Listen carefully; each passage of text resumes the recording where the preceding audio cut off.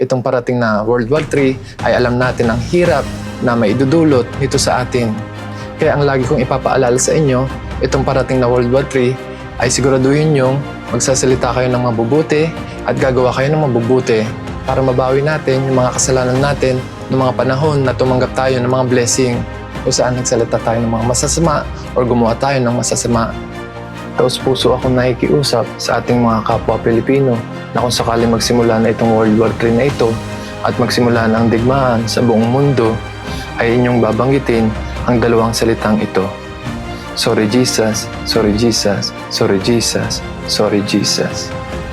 Binabanggit natin ito para sa mga taong nagkakasala at tumalikod at lumalaban sa Kanya. Upang sa gayon, bigyan niya tayo ng awa at ang bansang Pilipinas.